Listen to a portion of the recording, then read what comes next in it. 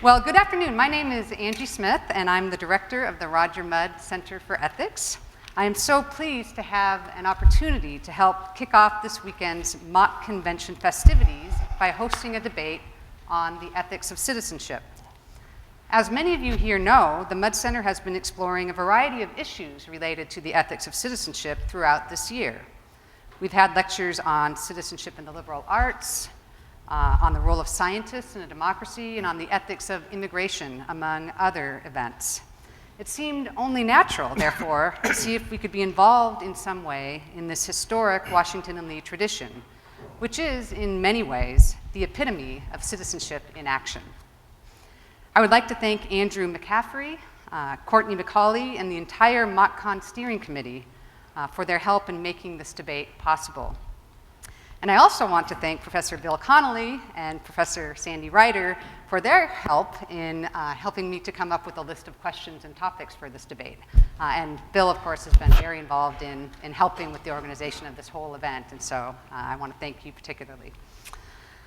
Before introducing our distinguished debate participants, let me just say something briefly about the mission of the Mudd Center and about why I am so excited to be hosting this debate at the start of Mock Convention weekend.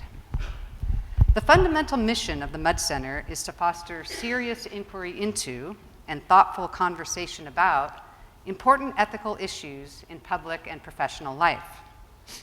Now, as we all know, presidential election campaigns are not always known for encouraging this sort of serious inquiry into and thoughtful conversation about important ethical issues. We live in an age of the soundbite, and it is a rare luxury to be able to sit down for 90 minutes to hear a debate, or rather a discussion, between two serious and thoughtful, yet ideologically opposed public intellectuals about some of the most important ethical issues currently facing our country. That's why I'm so pleased that we have an opportunity today to engage in this discussion as a precursor to what I know will be an exciting, spirited, high-octane weekend of partisan political activity. So without further ado, let me introduce these two serious and thoughtful, yet ideologically opposed, public intellectuals. Bill Galston, on my left, your right, don't get confused, holds the Ezra K. Zilhkha Chair in Governance Studies and is a senior fellow at the Brookings Institution. A former policy advisor to President Bill Clinton and presidential candidates Al Gore and Walter Mondale, Dr. Galston is an expert on domestic policy, political campaigns, and elections. He is the author of 8 books and more than 100 articles in the fields of political theory, public policy, and American politics. His most recent books are Liberal Pluralism, The Practice of Liberal Pluralism, and Public Matters. He writes a weekly column for the Wall Street Journal and has also appeared on all the principal television networks and is a frequent commentator on NPR. A winner of the American Political Science Association's Hubert H. Humphrey Award, Dr. Galston was elected a Fellow of the American Academy of Arts and Sciences in 2004. Peter Wehner is a senior fellow at the Ethics, and he's on my right, your left, is a senior fellow at the Ethics and Public Policy Center. He writes widely on political, cultural, religious, and national security issues. He has written for numerous publications, including the New York Times, the Wall Street Journal, the Washington Post, Christianity Today, and Time magazine. He has also appeared as a commentator on Fox News, CNN, MSNBC, and C-SPAN, and frequently appears on national talk radio programs. Mr. Wehner served in the Reagan and George H.W. Bush administrations prior to becoming Deputy Director of Speechwriting for President George W. Bush. He was also a senior advisor to the Romney-Ryan 2012 presidential campaign. Mr. Wehner is the co-author of 2 books, City of Man, Religion and Politics in a New Era, and Wealth and Justice, The Morality of Democratic Capitalism. Please join me in welcoming them both to Washington and Lee.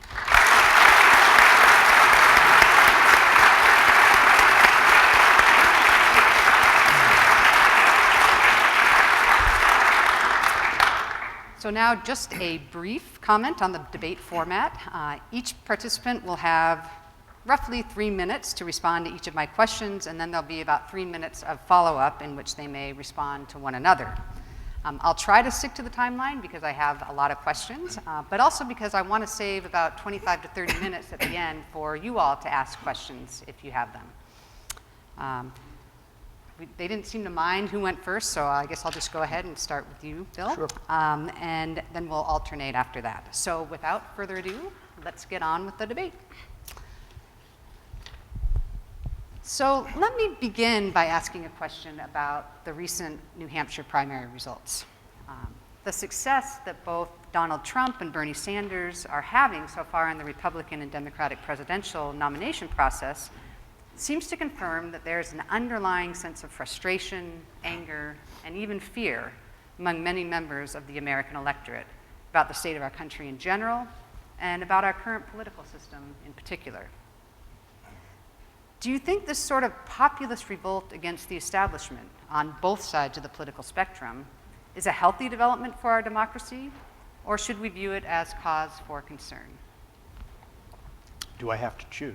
You do not have to choose. Well, thanks for that question.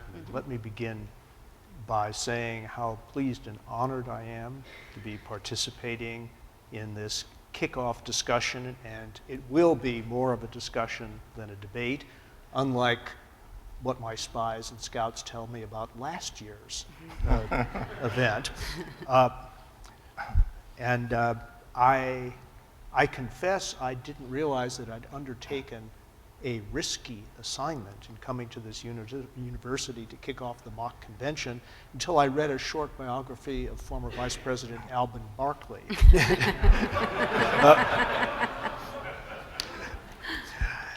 But on to New Hampshire, only slightly less scary than the prospect of repeating Alben Barkley's demise. There is an enormous amount of discontent in the country. And elections, however they come out, are a way in which the country can put a mirror to itself and see things that it might have missed. And one reason that democracies, despite their ups and downs and bumps, tend to persist over time is that elections are information feedback loops, so that leaders in the end are not just hearing what their underlings and minions are telling them. They tend to be bearers of good news. They must also pay attention to what the American people are telling them, sometimes not too politely. And in my judgment, people have reasons for concern. They even have reasons for frustration and anger. I don't blame them for that.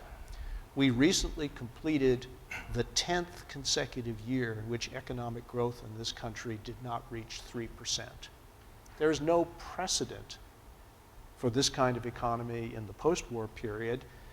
And although modern economic record keeping started pretty much after the Second World War, there may not be a precedent for 10 such years in the entire history of the United States. This is meaningful because if you think about the American dream, it's a dream of constant improvement in one's life circumstances. The belief that you will have it a little bit better, except for recession years, year after year, and your children will have it noticeably better. Right? You have to work for it. Nobody's going to give it to you, but if you work hard, it will come. That confidence in the future and in a better life for one's children and grandchildren has been profoundly disrupted by the Great Recession and its aftermath. And that has been piled on to fears that were triggered by the events of 9/11 and which have never gone away. Governments are now being held responsible for the impossible, that is, to guarantee absolute safety against single bad actors or small groups of people who have malice in mind. It is bound to underperform in these circumstances.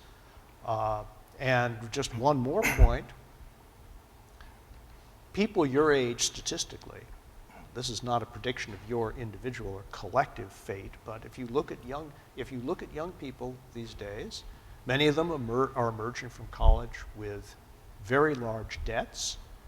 they're coming into an economy where most of the jobs that they're getting starting out are relatively low paying and make limited use of the skills they acquired at wonderful institutions of higher learning like this one.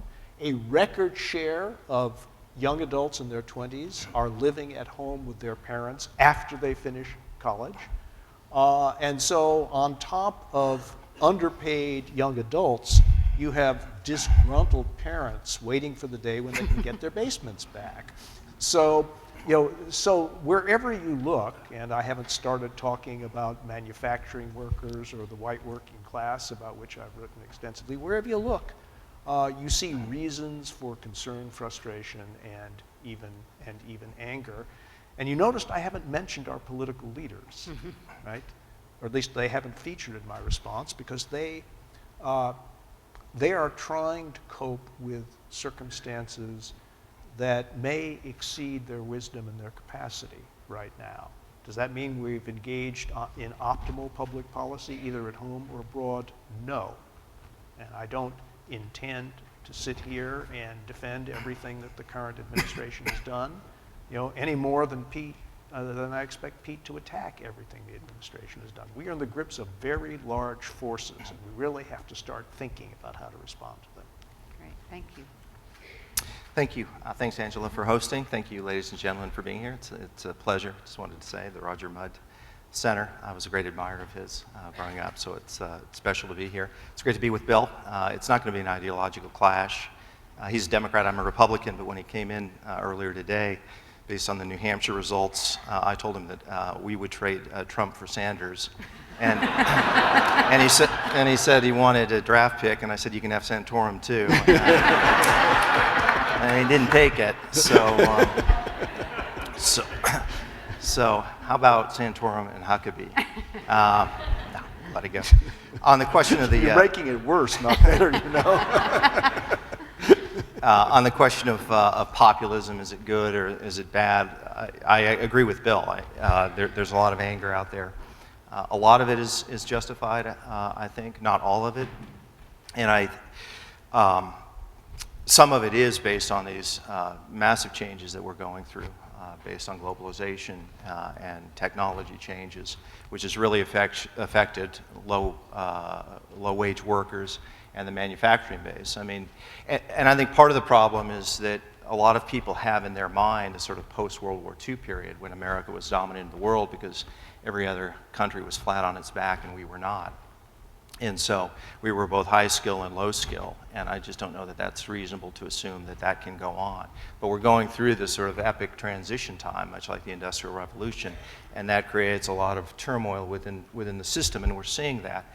And I think populism can be a good thing if it's channeled in the right way, which is to reform sclerotic and broken political institutions and to try and get reforms.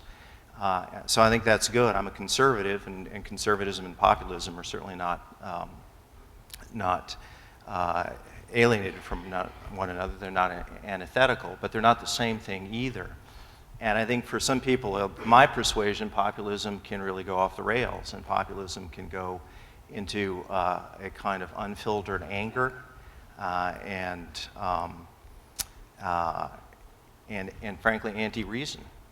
And the concern that political theorists have had from Plato and Aristotle to the founders and to today is that populism can give rise to demagogues.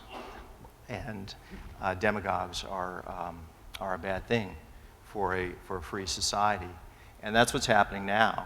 I am a Republican. I've worked in 3 Republican administrations. I've voted Republican every chance I've had since I've been an adult. But I would not vote for Donald Trump under any circumstances if he were the nominee. And part of it is because I think he's practicing a brand of politics which is very, very dangerous for our country. I think it's a kind of importation of a right-wing European nationalist politics, and that worries me very much. But it worries me not just that Trump is there, because countries produce people like this.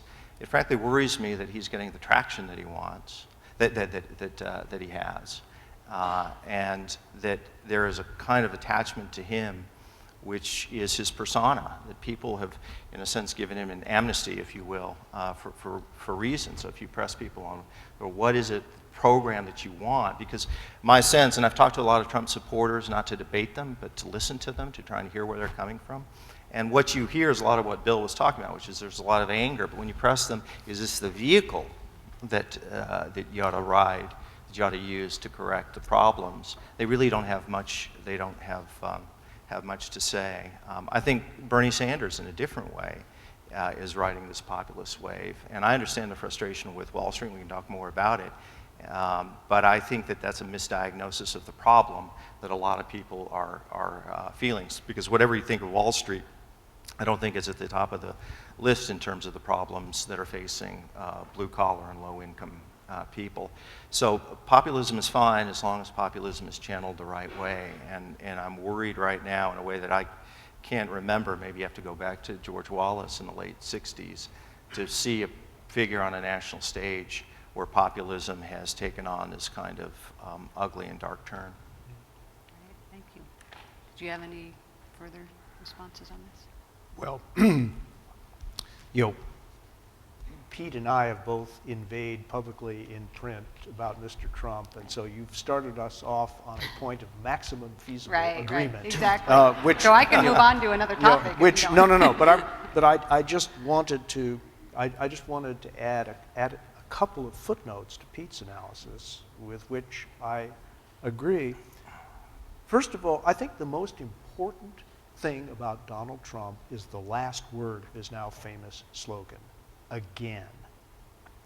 You were talking, Pete, about the memory of the first 25 years after the Second World War. He's a restorationist.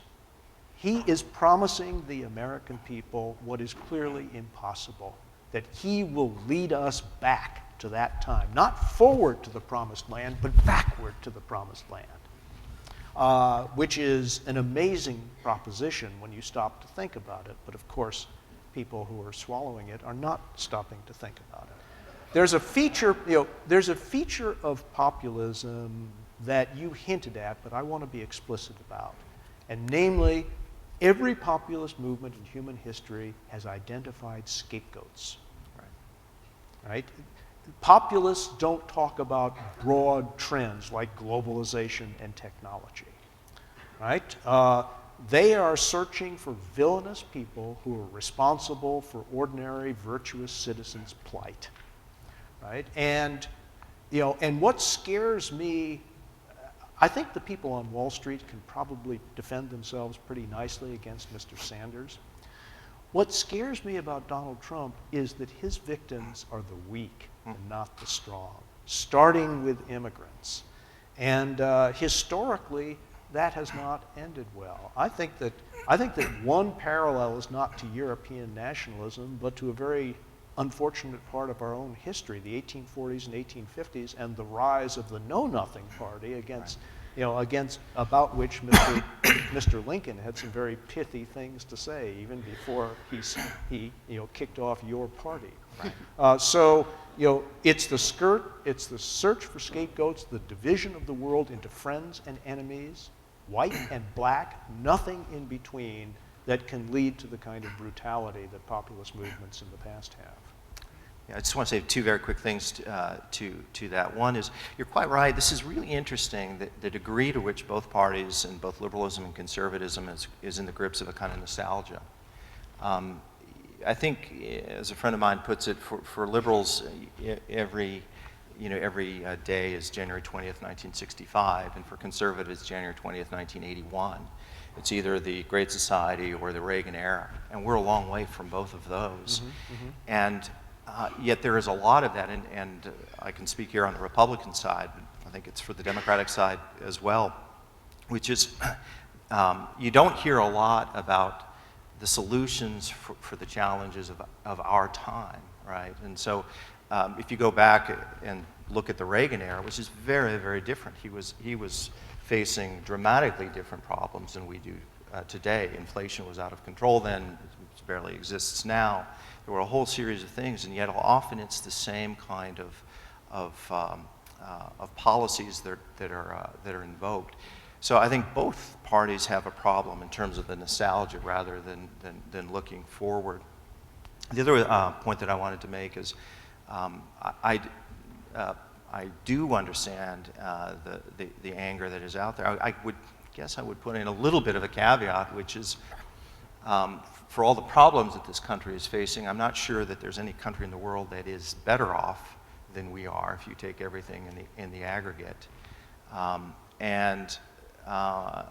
was listening to Joe Klein, who's a journalist that I've known for many years, and he was saying the other day that there was almost this kind of self-indulgence that's going on. I know we're not supposed to talk that way, but I do think that the American people, this is a conference about citizenship, and I'm happy, as I have, and I'm sure I will before the afternoon is done, talk critically about Mr. Trump, but he's getting an audience out there, and that audience has an obligation, I think, too, for precisely, but not only the reason Bill said. This is the danger of demagogues, which is that they do target the other, and they do target the people that are the weakest and the most vulnerable, and that's just wrong. And those sentiments are often there, but the question is whether the political system is actually able to tamp down on those passions and channel them in a healthy way, or whether it stokes them up. And my concern now, just back to your original question of the populism, is the way populism is working out now. It's stoking up exactly the kind of passions that, if you read the founders, this is what they feared. And the whole theory behind the constitutional system, and if you read Madison, it was the idea of saying that we have majorities, and majorities are right, but we have to be able to cool the system down and cool the passions down. And what I see right now is the opposite. So in terms of populism, I'm a little concerned these days. Thank you. Well, I want to stick with Trump and Sanders for the moment, but not to speak specifically about them, but because both of them have spoken in different ways, in very different ways, about the corrupting influence of money in politics. So I want to turn now to the issue of campaign finance and ask a question about how you balance the apparent tension between liberty and equality when it comes to the financing of elections. So on the one hand, it seems that as citizens, we should have the liberty to use our money in whatever way we choose, to voice our political opinions. Of course, on the other hand, allowing unlimited campaign contributions appears to violate ideals of equal citizenship, giving the wealthy much more influence on elections than those without means. I'm wondering what each of you might say about the proper balance between those values, and we'll start with you this time. Sure. I think it is a tension, but most of things in government is a tension. I think it was Lincoln who said that all legislation is an inseparable compound of good and evil, and when things in campaigns, it's often not that. It's a zero-sum game. So all the arguments are, presumably on your side and none on the other, and of course it's not how life is, and that's not how politics is. So I can see that there is a tension. Look, I come down on the side of loose restrictions and full disclosure, and I'm not a fan of the campaign finance reforms for a couple of reasons. One is the constitutional reason. I'm one of those who believes that the First Amendment and freedom of speech is very important, and my reading of the founders was of the whole panoply of speech that we're talking about, political speech was the most important of all. And if you control the money, you're controlling political speech, and I think that's just that's a problem. I also think that what you're seeing in the outworking, a lot of these campaign finance reform laws sound wonderful when the reformers push them, and then when you see them in reality, it's just not very good. So today we have the super PACs because you're limited in what you can give to candidates and parties, and so you have the super PACs. That money is going to find its way somewhere, and often it finds its way in areas that are not good. I also think that, frankly, a lot of the legislation that comes out in terms of campaign finance reform is a sort of Incumbent Protection Act. It is the people who are in office who pass the laws, and often what the de facto effect of campaign finance reform is to make it very, very difficult to challenge incumbents. You probably don't know very much about the history, but in some ways the history goes back to Eugene McCarthy in 1968, when he challenged Lyndon Johnson, I think there were 6 liberals who opposed the Vietnam War and gave the money to McCarthy, who challenged Johnson. He didn't beat him. McCarthy didn't win, but he effectively he wounded Johnson so much that Johnson ended up dropping out. And what you've seen in these various iterations of campaign finance reform are people who are in power who are saying, we're not going to allow to be challenged, because if you're a challenger and you're facing an incumbent, you need the money to get your message out. If you're an incumbent, you have all of the built-in advantages of incumbency. So I'm not sure that in practice it works, quite apart from what I think are the constitutional problems. 2 other brief points. One is that I'm not sure that money has the influence in politics that people often think, and you could point to the Jeb Bush campaign as Exhibit A of that right now. He had all of the money, and it was said that that was it. The game was over. People can, it was going to be shock and awe was the term that was used, and that hasn't worked. He was 5th in Iowa. He was 4th in New Hampshire, and who knows where he's going to come up in South Carolina. I like Jeb Bush. I know him, and I think he was a very impressive governor, but he had all the money and it didn't work, and I'm not sure it's going to help Hillary Clinton, who I think is a very mediocre to worse candidate. The other thing is, one of the arguments that's often made in this debate about money in politics is that the money influences the politicians, and Bill is probably more up to speed on this than I am, but my understanding of a lot of the studies that have been done is that that's not how it works. I think what generally happens is that donors see people, politicians, who have a record over time of positions, and those donors then see them and say, these are the kind of people that we agree with you, we like you, and we're going to support you. So I don't see the corrupting. I've been involved in politics for a long time, and a lot of it, I haven't been involved in all elements of the politics. I've been involved in really more the governing side, but I haven't seen this kind of corrosive, corrupting effect. I understand the concerns about it, but I just wonder, in both as a conceptual matter, as a constitutional matter, and as a practical matter, I don't think it's worked out very well. Thank you. Well, you failed again. Oh, no. Because we might have some disagreements in detail, but I'm substantially where Pete is on this issue for many of the reasons that he discussed. Though I think it's interesting that the aforementioned Mr. Trump is doing his best to persuade the American people that the politicians follow the money and not the other way around. He is deliberately giving the impression that if he hadn't given them large contributions, they wouldn't have done what he asked them to do. That is corruption in the strictest classical sense of corruption, but 9 times out of 10, at least, it's the other way around. I also agree with Pete about the limited linkage between money, even very big money, and political outcomes. My favorite moment of this campaign so far was a little noticed interview that Charles Koch gave, in which he was lamenting his lack of influence on the political process. Now, I think that's almost the limited case of the lack of direct influence of money. I would add one other consideration, and that is, to some extent, modern technology has made it possible to use large numbers of supporters to counterbalance small numbers of large supporters. And if you don't believe me, just ask Hillary Clinton's campaign, which was shocked to discover that in the month of January, that Senator Sanders' campaign had outraised them by $5 million.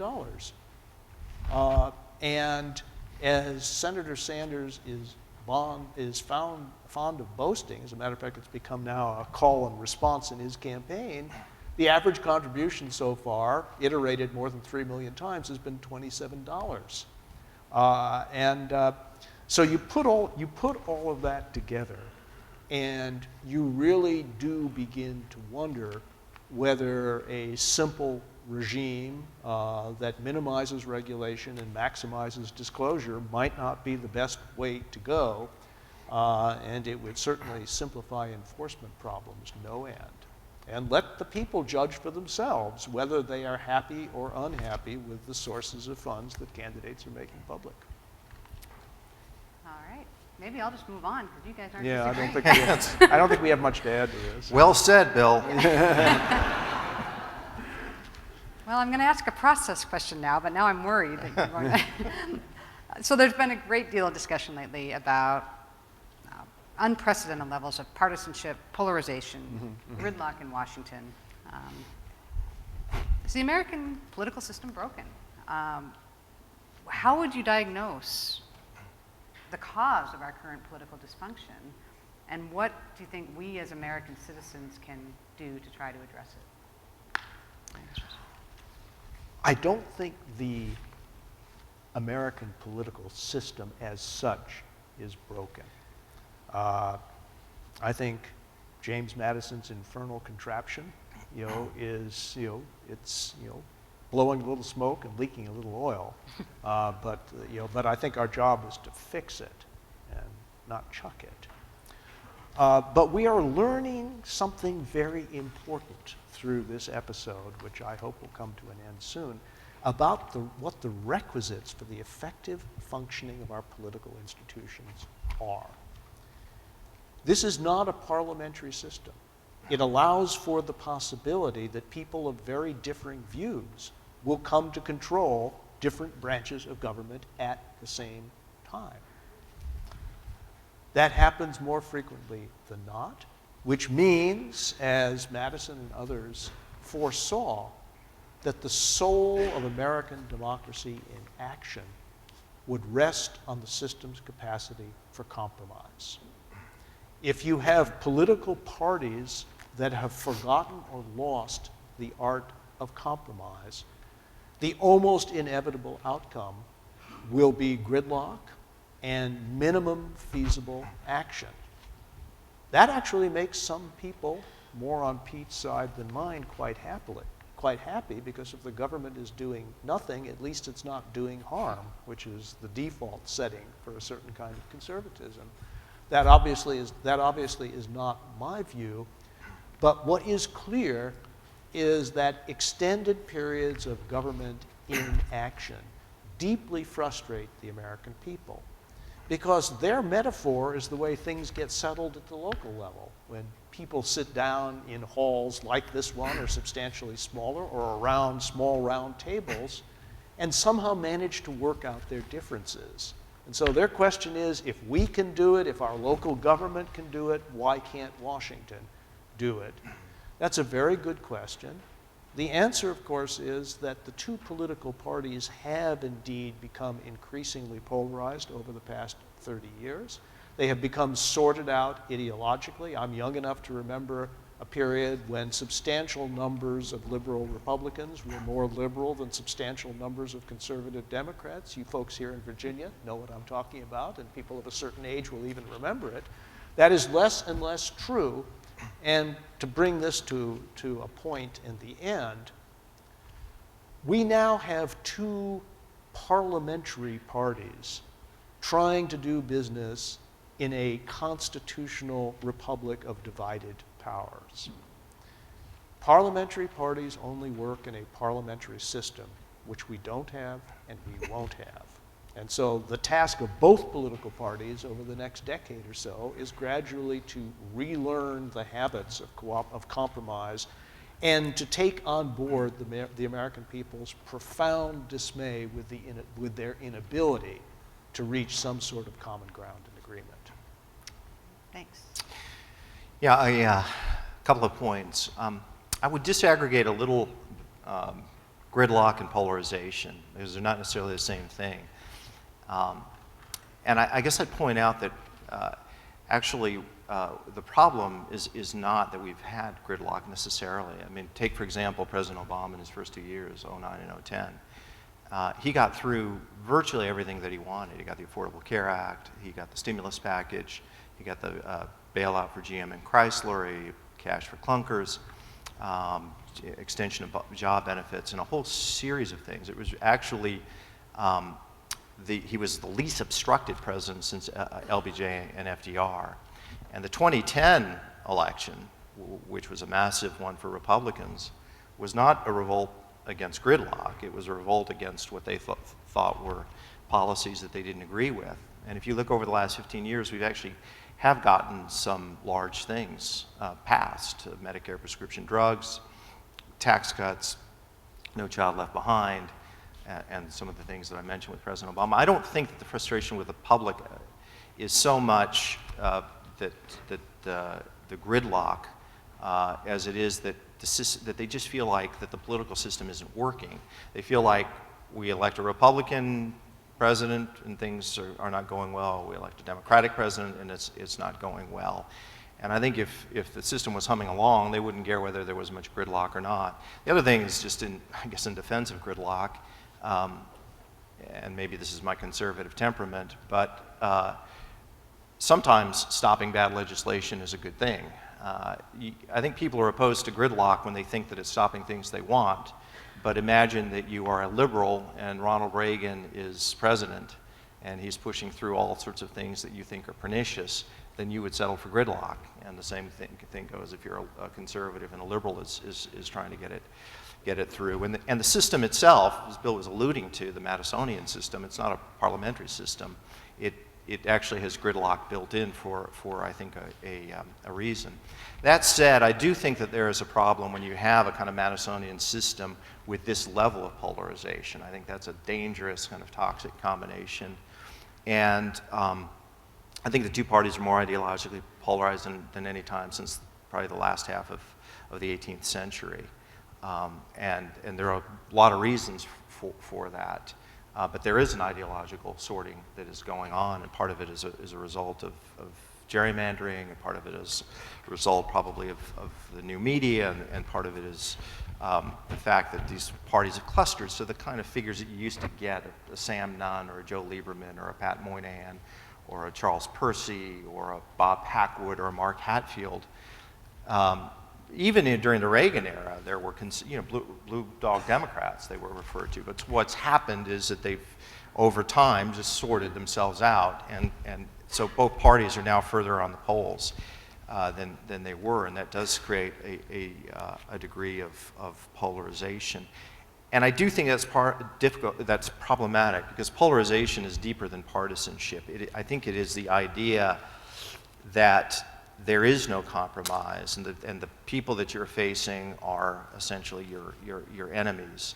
And often the assumption is that the people that you're facing off against are driven by bad faith, and that's bad for the system. And I do want to say one word about the compromise, and here I'll speak to, for my own tribe, conservatism, because it does worry me. There are people, if you listen, particularly talk radio, people like Mark Levin and others, they refer to themselves as quote-unquote constitutional conservatives. And they are usually the people who are quickest in the trigger to accuse this or that Republican of being a heretic, of having gone, crosswise on this or that supposed doctrine that they think is a conservative doctrine, and therefore they want to read him out of the conservative movement. The irony of this, and I don't know if they even know it's an irony, is if you refer to yourself as a constitutional conservative, you believe in compromise as a concept. Now that doesn't tell you in every particular what you compromise or whether said compromise is the right one or the wrong one. That depends on what the details are that you're dealing with. But the Constitution itself was a masterpiece of compromise. They even had things called the Great Compromise. And of course, the Constitution itself never could have been born without it, between the large states and the small states, even on the issue of slavery, which we look back with justifiable anger for how blacks were treated. But it was Madison who wanted, there was a discussion about having slavery, in the original Constitution. And they said, we can't get it through, and we have to get in a system that will eventually put slavery on the path of extinction, as Lincoln said. And they even had to do that. Now, that wasn't anything that we look back with any particular pride, but the alternative would have been that you wouldn't have had the Constitution in the country itself. This idea, which has somehow taken over, it's not in my reading anything that is rooted within conservatism. Again, I understand where people say compromise is a synonym for kind of a mushy moderation, that people don't believe in anything, and that happens. And I actually feel like people should have their beliefs and their ideas, and they should battle them. But this aversion to compromise in principle is something that I think is problematic, and it's particularly problematic if you're someone who claims to revere the founders and the Constitution. Can I ask a quick follow-up to this about gerrymandering? Sure. Do you think that is one of the congressional gerrymandering, one of the causes of this increasing polarization? And would you agree with Obama's point in the State of the Union that we should have bipartisan commissions to redraw our congressional districts? At this point, I'll take my pundit's hat off and put my political science hat on. Political scientists who have studied this question see it as responsible for a very small fraction of the total phenomenon that we're discussing.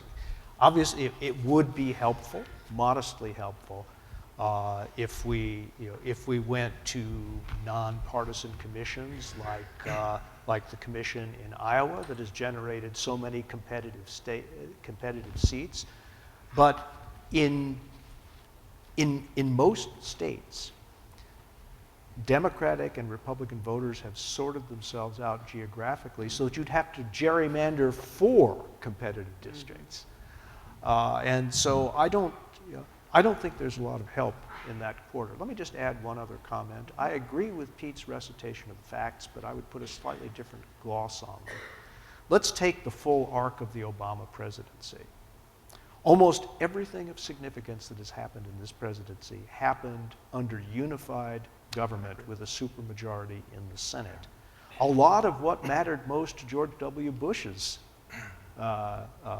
administration was accomplished in periods in which your party held unified control of the government. It is a deep problem for the system if it, under circumstances of polarization, it can effectively legislate only when one party has control of the entire government and much more than half of it in the Senate, because that is a prescription for a government that puts the pedal to the metal and goes pell-mell while it has that power, overriding a lot of restraints and a lot of opportunities for compromise in the process, and then we're stuck with these extended periods of inaction. The world doesn't, the need for action is not organized to fit the vagaries of our constitutional system. It's the other way around. So I'm not encouraged by this pattern. I was just to add that, I think that's right. My point was that there's not gridlock in terms of things are getting done. It's not as if legislation is getting, but you're right, it's not bipartisan legislation. But what this has spawned, of course, then is this tremendous frustration with President Obama, who's then pushed what I think in many cases are problematic executive orders that he himself repeatedly said he didn't have the power to do, particularly on immigration. But then he got frustrated and he said, well, I'm going to do it anyway. So what you've got then is you've got a chief executive who is pushing Congress even more, their head even more underwater, and saying, I don't care what you want, which in our system of government just doesn't fly. That's the first branch here is Congress. But President Obama is a man in a hurry. He wants to get his agenda through, so he's going through with these executive orders, which causes what? Causes the Republicans to be outraged and say, you can't do this, you don't have the authority. Then it goes to the courts, and what's the effect of that? Further polarization. So this right now, we're caught in a downward spiral. And in terms of how you get out of it, it's a complicated question. I think what you certainly do need, probably preeminently need, is political leadership, particularly at the presidential level. And I don't think we've gotten that with President Obama. It's a long question about what the responsibility of Republicans are in polarization and so forth. But I would just end by saying that if you go back and read what President Obama said he would do, what he promised to do, what was the core tenet of his campaign in 2008, which was not red America, not blue America, bring us together, the pettiness of politics will be put aside. And you read what he said, and that really was what propelled him. This was not just a tertiary promise. It was the core, the meta-narrative of the Obama campaign, and see how he's governed. I think they're dramatically at odds, and I think the result of that is it's left the electorate more cynical, not less. Mm-hmm. Reminds me a little bit of a candidate who promised to be a uniter and not a divider, but Okay, we'll leave it there. So both of you have written op-ed pieces decrying the debasement of political discourse that we are witnessing in the campaign of Donald Trump. Many of Trump's advocates laud him for putting aside norms of political correctness and for speaking his mind about various hot-button issues. But his opponents insist that respectful political discourse is not merely a matter of political correctness, but rather a precondition of the sort of basic social trust necessary for successful democratic life. I wonder if each of you could talk a little bit about this issue of political correctness, which also, of course, looms large on college campuses these days. How would you define political correctness, and is there both a healthy and an unhealthy form of this idea, both in political and academic life? And how would you define the proper stance that political and ideological adversaries should take toward those with whom they disagree? I think it goes to you. Okay. Political correctness, yeah, it's on college campuses, and it's in our political world more generally. Essentially, what it means is trying to keep people from using forms of speech that are viewed as microaggressions or macroaggressions, that are perceived as marginalizing or insulting groups of people, particularly people who are disadvantaged and discriminated against.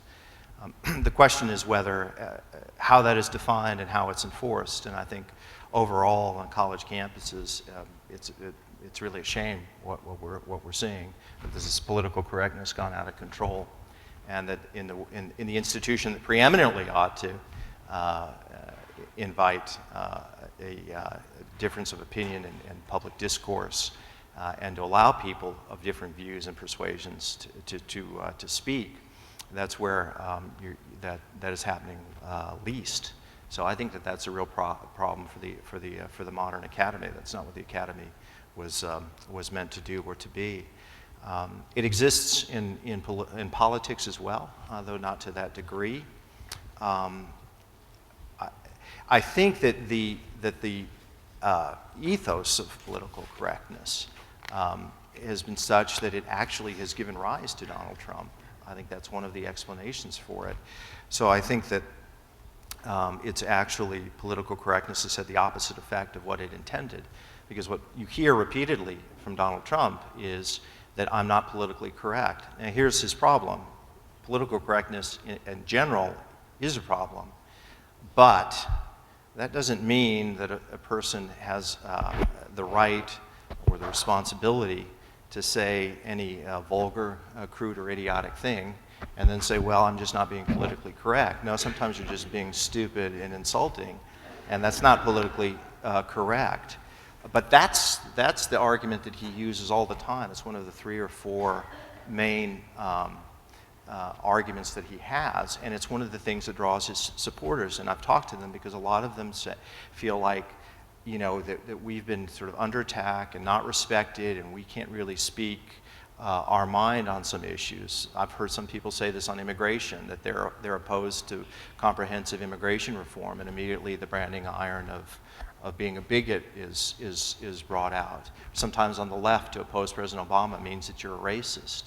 And that kind of stuff has collateral damage and effects, and so people say, look, this is ridiculous. And then a guy like Donald Trump comes around and they say, well, at least he's speaking truth to power. He's not afraid, and he can't be shamed, so good for him. In terms of how you kind of deal with opponents and political discourse more generally, I'd say 2 things. One is it was an interesting story that Mitch Daniels, who is now president of Purdue, was governor of Indiana, worked in various administrations, including the Reagan administration. He was actually a political director in the Reagan administration. And he used to get fired up because Ronald Reagan was a controversial figure. And he wanted to fight back to defend his president and his administration, what they were doing. And he said that Reagan would tell him, you know, just remember, Mitch, we have opponents, we don't have enemies.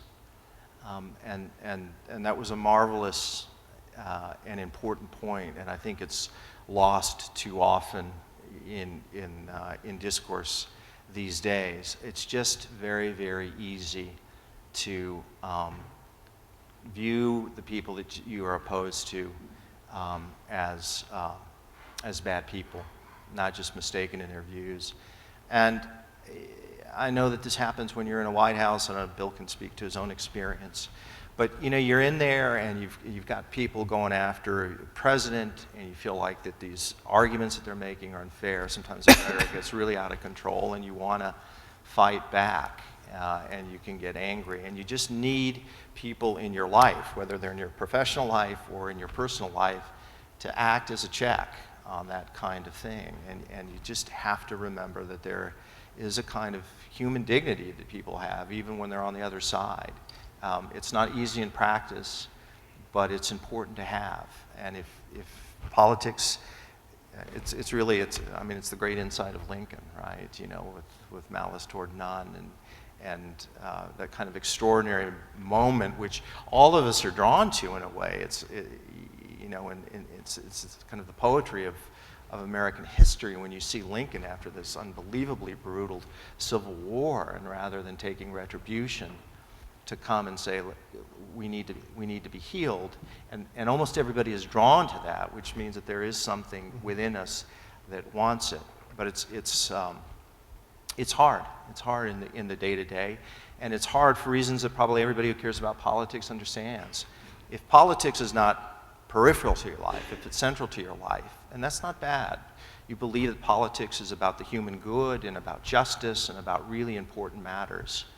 And you fight hard for it. And often you think that if somebody doesn't see things the way that you do, you think it's so self-evident there must be an intellectual or a moral deficit. And that happens a lot. And you really do need people in your life. One other thing that I'd say, this is actually something that's been on my mind. I read a book recently called The Fellowship. It was on the Inklings, which was a group of scholars and writers, of whom the most prominent were C.S. Lewis, J.R.R. Tolkien, Owen Barfield, and Charles Williams. And it's a lovely book, but what was interesting is they were friends. But they were friends who saw things differently, and they actually engaged in debates with each other, not to win, but to learn from each other. And that's one of the rarest things that happens. I've been struck by this in political debates, which is you go into them sort of because you have a position. And actually what these things ought to be, and I don't mean to be too high-minded about this, but you engage in debates to try and refine arguments and amend arguments and try and get a greater grasp of the truth, because nobody has anything like the full amount of truth. And this is part of what the political system that we have is a part of. And that's almost completely lost, I think, today. And somehow that has to be regained. And the way it's regained is in individual lives, but I also think through political leadership. Thanks. Excuse me. Well, I want to begin on the same note that Pete did. There is a distinction between candor and vulgarity, and also a distinction between candor and cruelty. And if the revolt against political correctness ends up crossing those lines on a regular basis, then it is not good news for political discourse or for the Republic. I just want to make one additional point, which is not quite philosophical, but it's verging on that. It's a point from moral philosophy, that civility properly understood is a form of self-restraint. It means, in public circumstances as well as private circumstances, not saying everything that's on your mind, not giving, not giving vent to every passion and emotion that seizes you.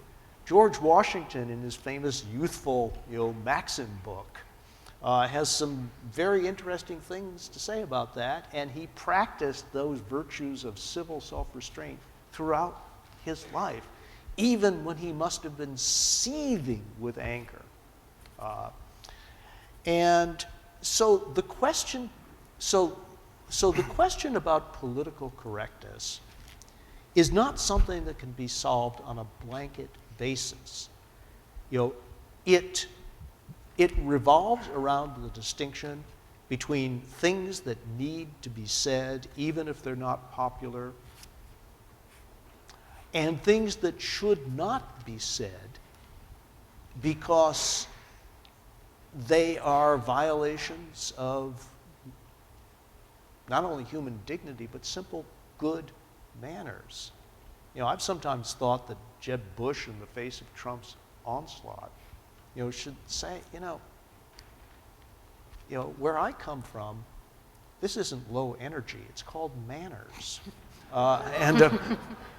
So for example, there may be a lot of people who 50 years after the peak of the legislation of the civil rights movement, harbor negative feelings about African Americans, but can't talk about them in public the way they used to be able to. That may make some of them frustrated and angry. Does that mean that they're victims of political correctness? Not in my book. And if people, until Donald Trump came along, felt uncomfortable characterizing Mexican immigrants as rapists and drug dealers, et cetera, and I assume some good people as well, to complete the famous quotation, if people didn't feel free to say that before he came on the scene, was that a good thing or a bad thing? Political correctness, it seems to me, occurs when things that deserve a right to be heard in public are prevented from being heard.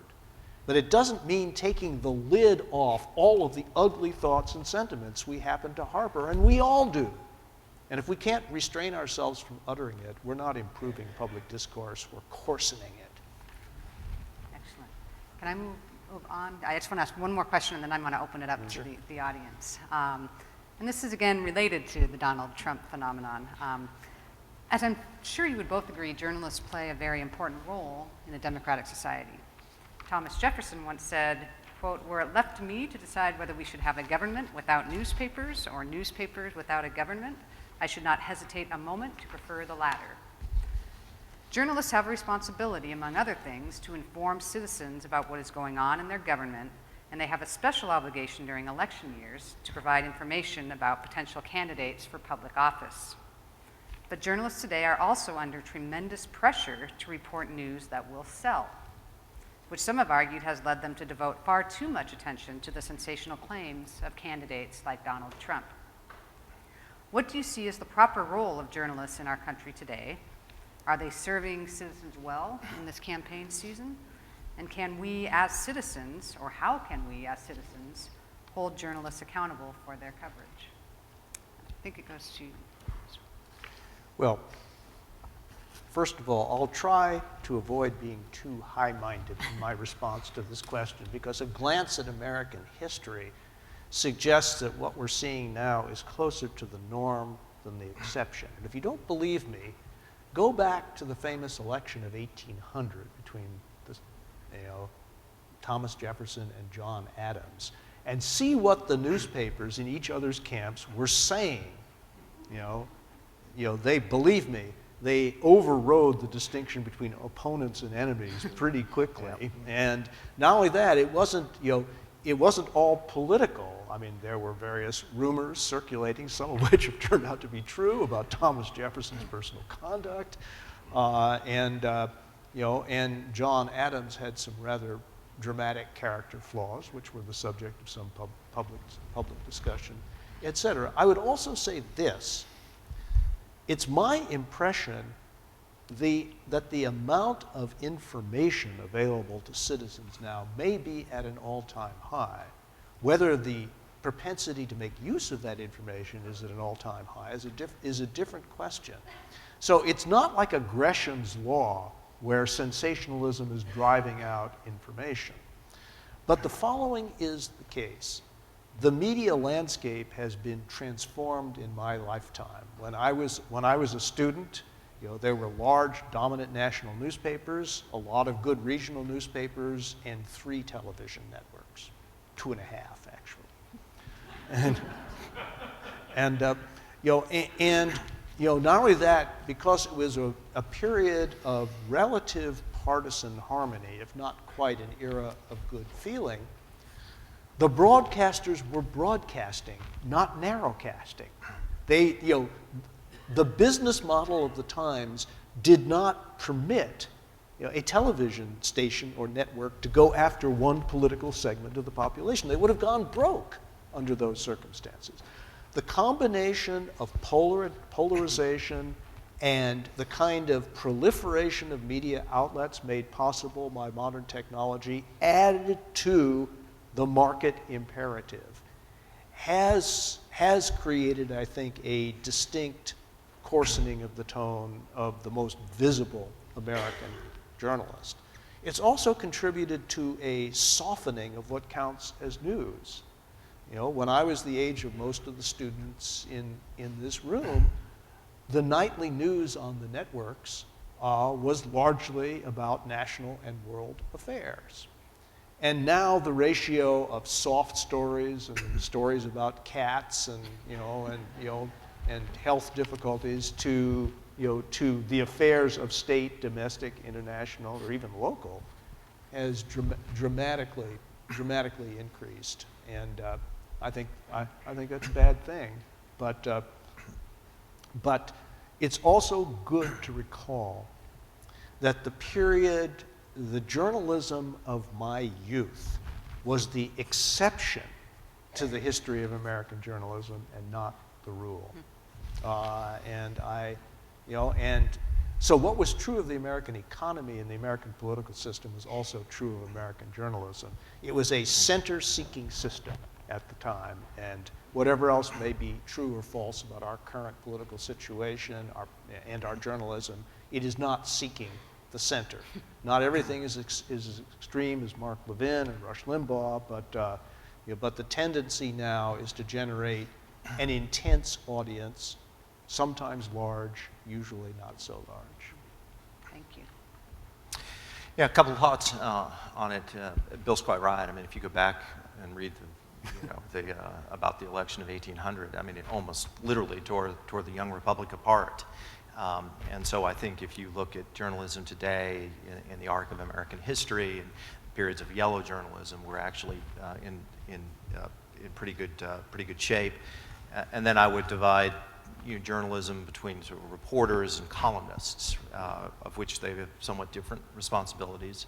The reporters really to report on facts and give a fair rendition of the facts in a fair-minded way, and columnists to make arguments and to present points of view, but ones that are tied and tethered to reality. And on both of those, I actually feel relatively good about where journalism is. Bill's right. This is a completely different world than it was in the 60s and 70s when you had really NBC and CBS and to some extent your half-network ABC, and they kind of controlled what the news was, and there were advantages and disadvantages to that. The advantages if you had good reporters and there was a kind of common understanding of what the news was, but I think there were disadvantages to it too. I just don't think there's any question that the network news and media in general is a center-left institution, and that conservative points of view were not fairly represented for the time. It's not so much that they wouldn't get a liberal and a conservative to do a story. I think the way that the bias manifests itself most obviously is in the story selection, and you see it to this day. It's just the way that certain issues are framed. And I don't think that the journalists are necessarily doing it out of bad faith. It's just that they come to it. If you're a liberal, you come to these issues in a certain way. So you approach gun control laws a certain way. And if you see a Republican, you're driven to press them on guns, but the idea that you would press Hillary Clinton on the idea that you could have an abortion at any point in a pregnancy just doesn't really cross their mind. And I think that opening up, though it's not without its problems, has been generally a good thing. You've got more responsible and thoughtful voices out there and more irresponsible and not thoughtful voices out there. I'll give you one example from my own experience when I was in the Bush White House. There was a story by Dan Rather in 60 Minutes that said that George W. Bush had lied about his National Guard service. Now, in 1972, that kind of story may well have cost George W. Bush the election, because it was Dan Rather that did it, and it was a network, and there was no check really on that.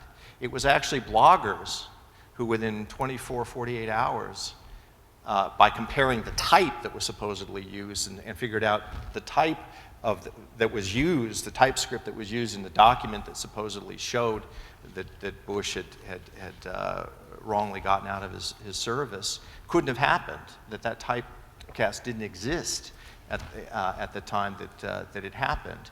So that thing fell apart. Dan Rather was fired, rightly so. But this was because you didn't have this stifling kind of media view. There was a monopoly going on. And really it was Fox News that came and broke the monopoly. And people may have problems with this or that person at Fox News, but you have people like Megyn Kelly and Brett Baer and so forth. And I think it's good to get those voices out there. I will say two other things as it relates to the media. One is I think that in general the problem with the media is that they're actually not that interested in substance. And partly because it's just harder. It's harder to try and get your arms around or your mind around what kind of reforms you have to do to Medicare to try and reform that entitlement system, because it's massively inefficient and it's driving our fiscal crisis. And you have to acquaint yourself with fee-for-services and all of that. And it's a lot easier to be able to go and say, geez, the poll in South Carolina says Trump is up by 15. Do you think he's going to go up or down next week? So I just think that it's easier to do and it's lazier to do, but people are drawn to the sort of horse race aspect of it. Here, political reporters, that I think is problematic. I do think in the here and the now that there is a kind of complicity or codependency in the relationship with Donald Trump, which bothers me. I understand they have to cover him because he's leading the polls, and if he were at 2%, he wouldn't get the coverage. But I do detect this idea that they love him and he loves them, and they get ratings when he's on, and so they want to,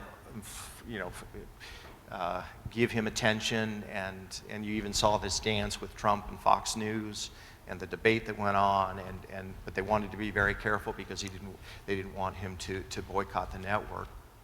And so, and I'm worried because as time has gone on, there's been a kind of normalization of that. So I think in a way that maybe 6 months ago, there would have been challenges to the assertions that he made, which are often just manufactured and made out of thin air. Now it's like, well, that's Donald, and you go on, and then you talk about the fact that he's doing well. So that worries me. But as a general matter, I think American journalism, given where it's been in American history and all the complications that are involved, I think that it's doing relatively well. There are a lot of really good reporters. Somebody like Jake Tapper at CNN is just very good, and there are a lot of people like him.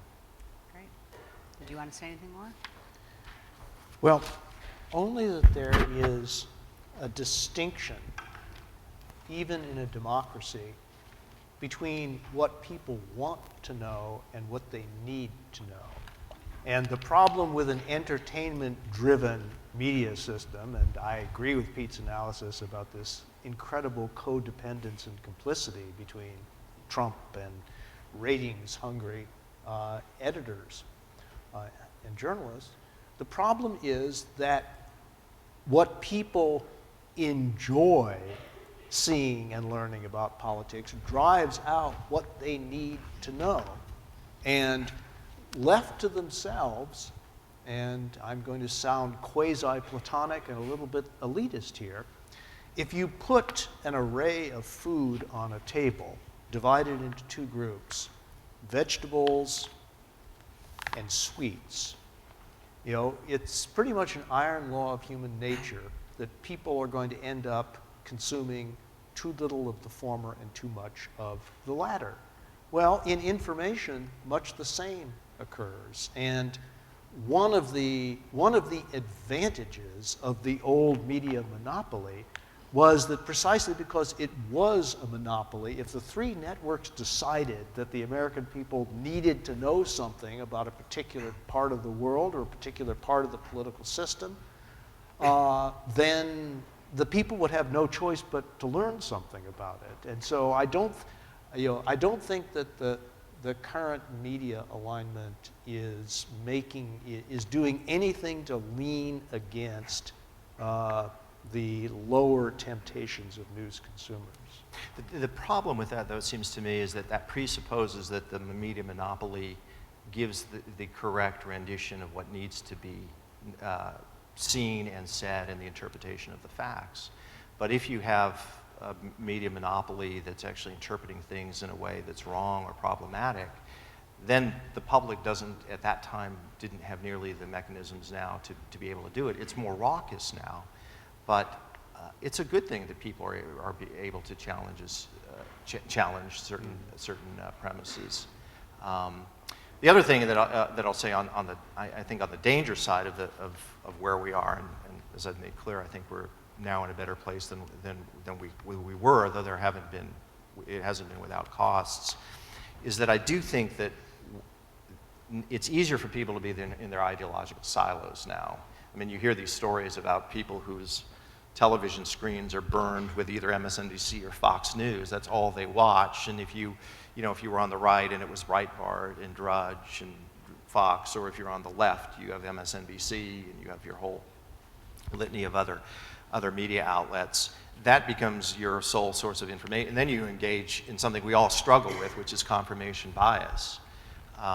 But one of the good things, one of the ways that you overcome confirmation bias is to be able to get other sources of information, particularly from people who have some standing in your life, so you're willing to hear it. And it is easier these days to just say, I believe X, and I'm going to spend my entire waking hours listening to people who confirm what I already believe.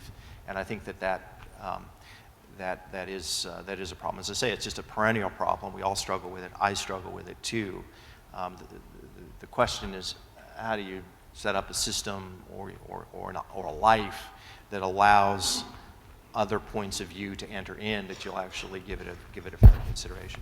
Great. Yeah, you might even say it's an obligation of citizenship to be sure to inform yourself widely, given our current media environment.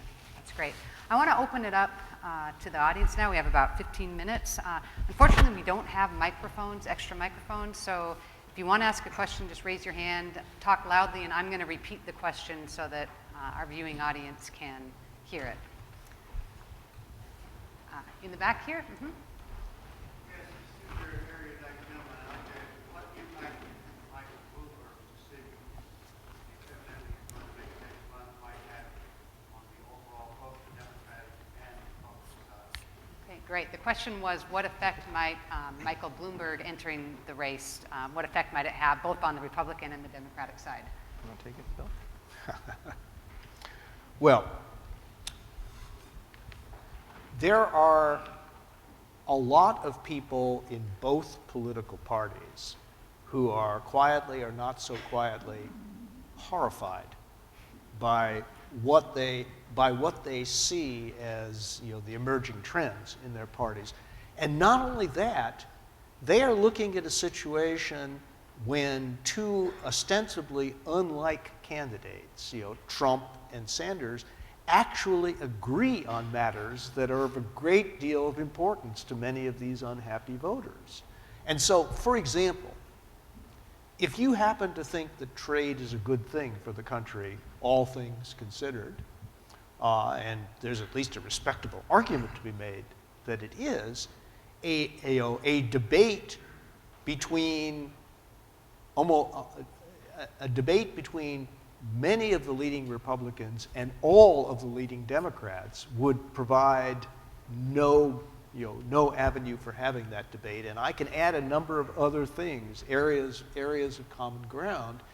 And so if Bloomberg ran, it would at least have the virtue of putting different positions on very important issues on the table. Having said that, our political system is not configured to allow independent candidacies, and I say that having started out my national political career as the speechwriter for an independent candidate for president in 1980, heterodox even then,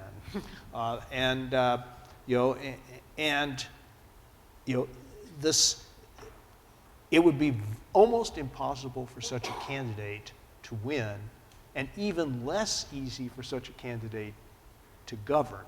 So the question reduces to this: the relative weight of the harm done to the two major party candidates. I rather suspect that Mr. Bloomberg would take more votes away from a Democratic candidate than a Republican candidate. That being the case, the partisan in me hopes that he won't run.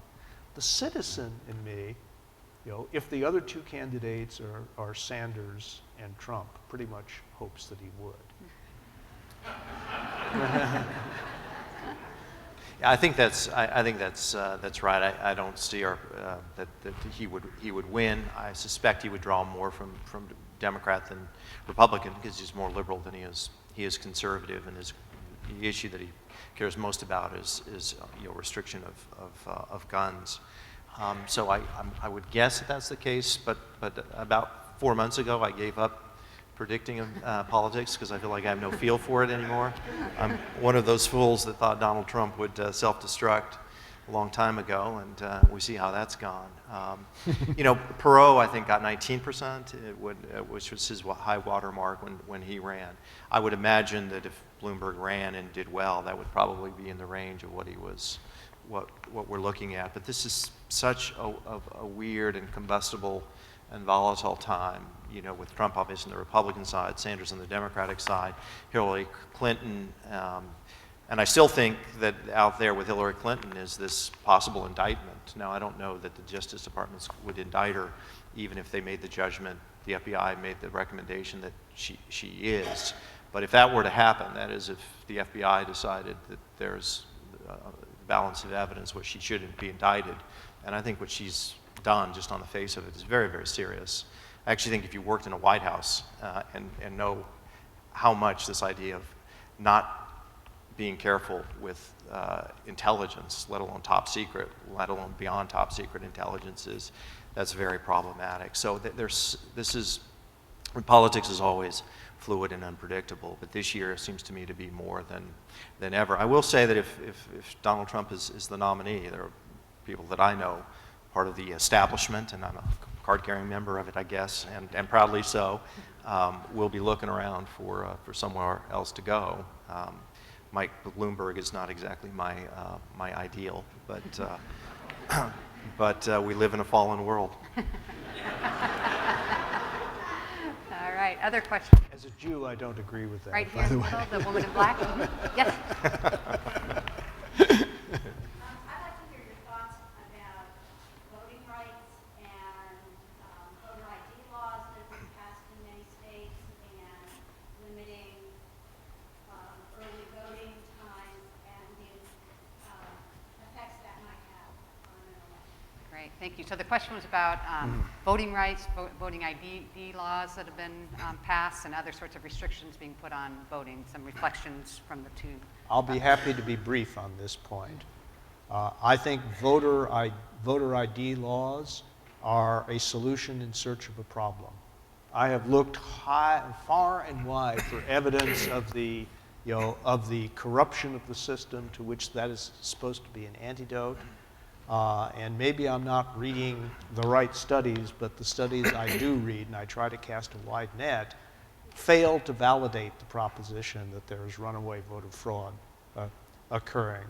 As for other kinds of restrictions, especially at this moment in our political history, I believe in maximum feasible citizen participation. I believe in forms of voting consistent with the integrity of the electoral system, ought to encourage people and make it easier to vote, not discourage them and make it harder to vote. Ditto. I agree. I think there is some corruption that is going on. I just don't think that, but Bill is right. I mean, the weight of the evidence shows that this is not rampant, and if it's found, you have to deal with it. But I think the idea of voter ID and discouraging voters, and given the history of what we're talking about, it's just the wrong way to do, and I think it sends the wrong signal, which is it's a discouragement for people to vote. It's making it harder, not easier. So if there are problems of corruption, you just have to deal with them in the particular cases. But broadly speaking, I don't think that's the way to approach it. Great, thank you. Other questions? It's right here, Zach. So you often hear that the American electorate is actually very moderate, very center, but we've talked a lot about polarization and how that's sort of dividing Washington at least. And so I'm wondering if you think polarization among candidates has started to translate into the American electorate, or the American electorate itself has become far more polarized than it had been previously. I'll answer that question very quickly. Can you repeat it first? Yes. Well, why don't you Okay, repeat it? And then so I'll answer it. again, the question was about polarization, that it's often said that the American electorate is quite moderate, right? But the candidates are very polarized, and maybe that's now influencing the electorate to become more polarized. Is that the gist of it? Okay. Well, I can answer it this way. The candidates are more polarized than the people, but the people are a lot more polarized than they used to be. And whether that's grassroots up or trickle down, I think it's some of both. But the statistics on public citizen polarization are unmistakable and undeniable. And the number of people who identify themselves as moderates has declined in the country. It's declined in both political parties. The percentage of people who call themselves either very liberal or very conservative has doubled in the past 15 years.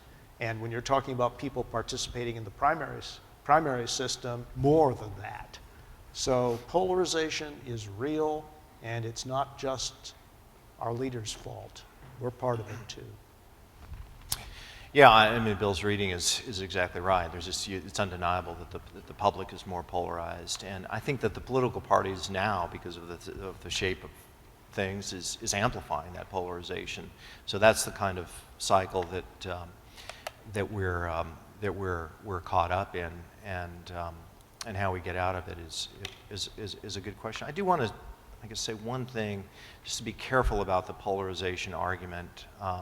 Because I've registered my own concerns about it, which is, I guess, I would say as a caveat, that you have to ask yourself, polarization for what ends?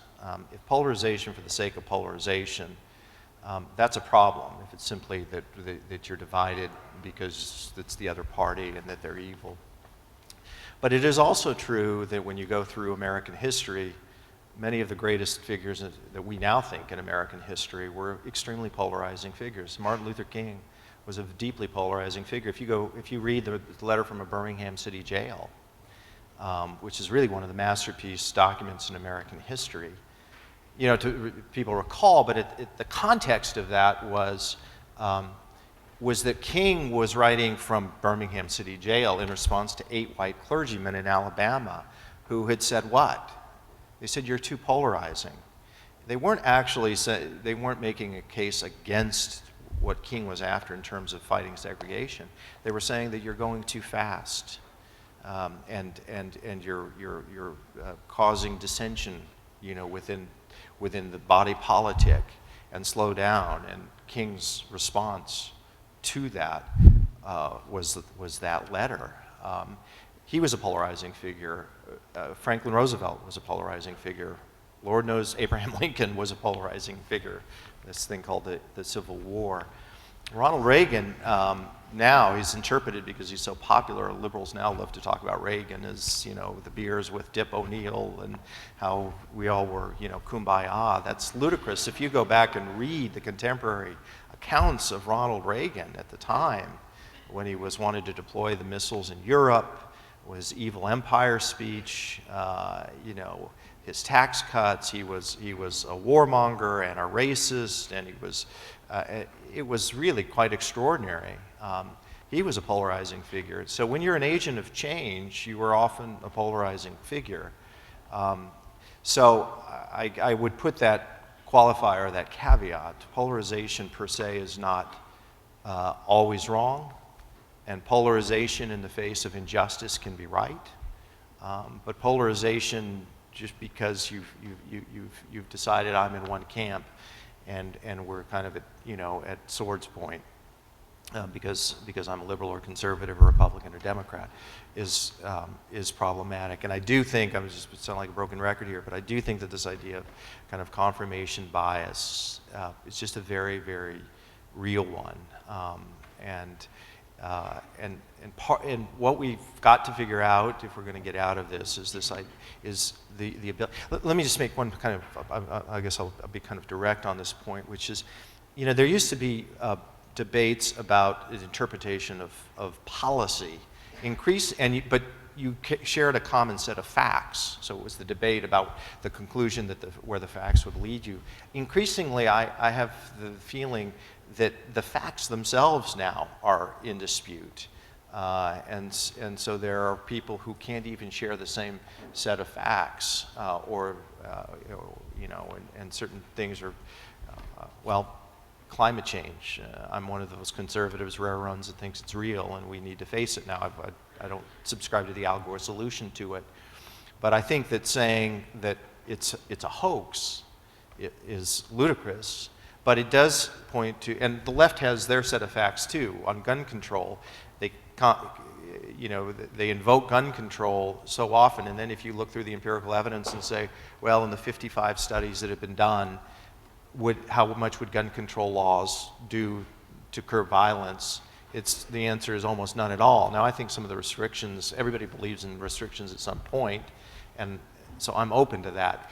But there's such a deep, almost emotional attachment to this that the mind immediately goes that if there's a mass shooting, well, we've got to have an answer to it, and the answer is gun control. And if you sort of say, well, look, this is what the research shows, you know, that doesn't compute. So I do think that is a problem, that we're at a point where increasingly we don't even share the same facts, let alone the solutions. Thanks. I guess I would. Oh, you can say one more thing, and then we have time for one more question. Okay, I would just add to that, and I don't think Pete would disagree. There's a difference between the role of the prophet and the role of the political leader. And prophets, it's almost in their job description that they should be polarizing and challenging. But all of the leaders that Pete cited as men of principle were also great compromisers. And Abraham Lincoln did everything in his power to find common ground, everything in his power to diminish the intensity even of the divisions caused by the principles that he espoused.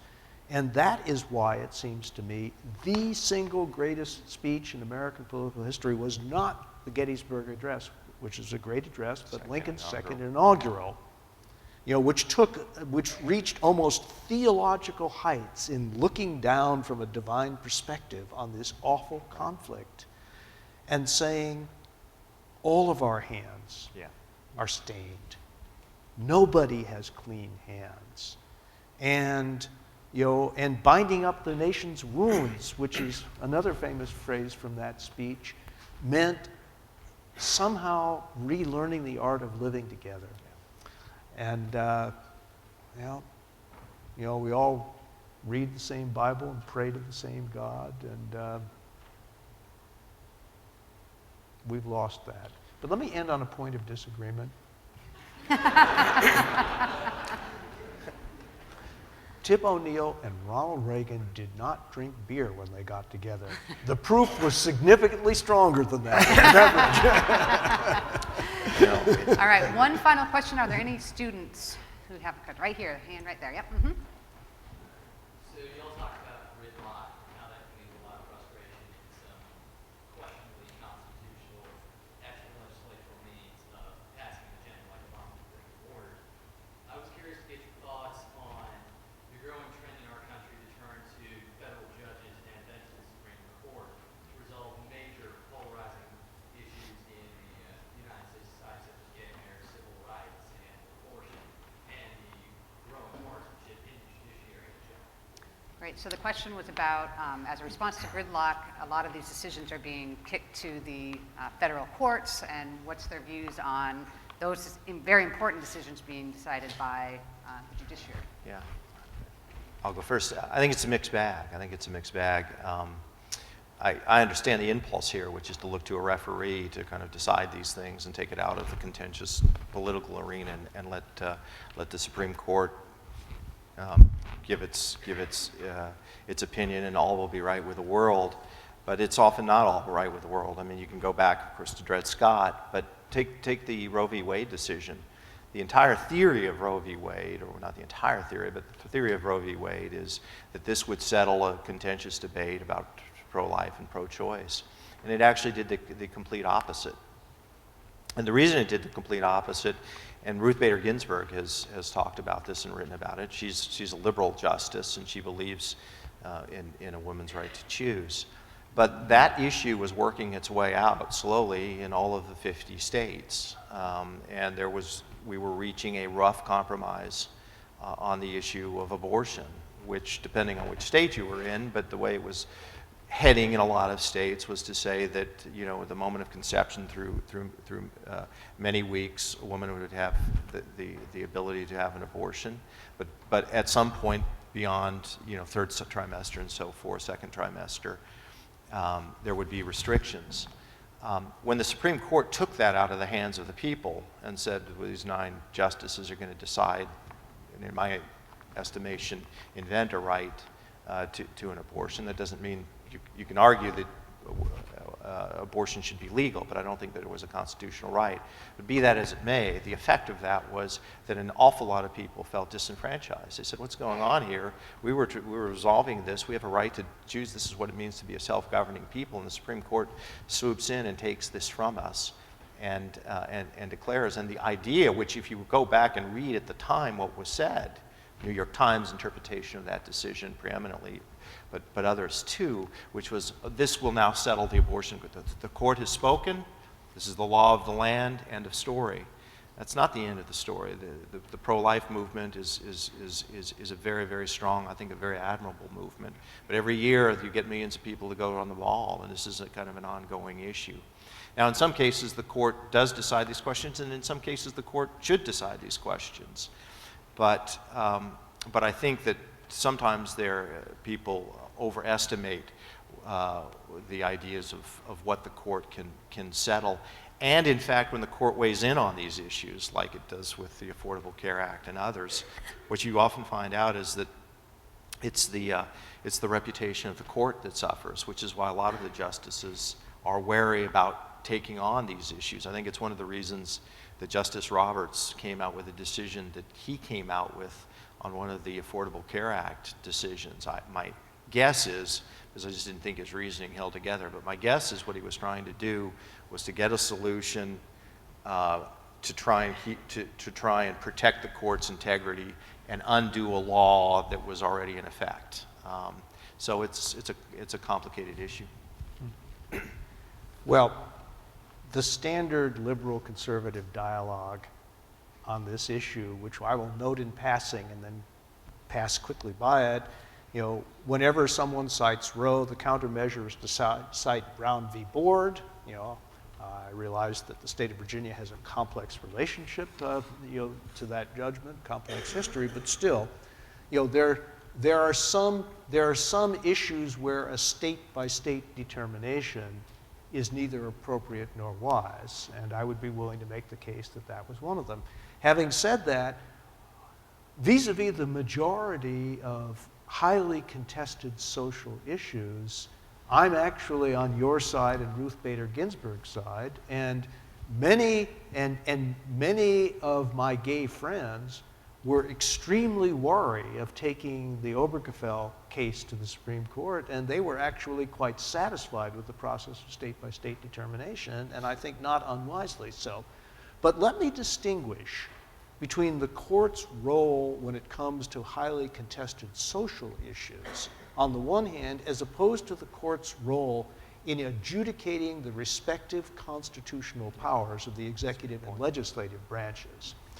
And there, I do think that the court's policy of abstention, which it called the political question doctrine, that is, staying out of disputes between the executive and the legislature about the limits of executive congressional power, has not served us entirely well. And so, if you ask me, do I think it's a good thing that the Supreme Court has accepted a case that will test the constitutionality of the president's executive order on immigration? Yes, I think that is a good thing. In the same way that the Youngstown Steel case in the early 1950s was a good thing because it helped establish standards for the exercise of presidential and legislative power. I think that is a legitimate role for the Supreme Court, and in the same way that the default for controversial social issues ought to be to stay out, the default for complex constitutional issues between the executive and the legislature ought to be to get in. Great. On that note, please join me in thanking our speakers.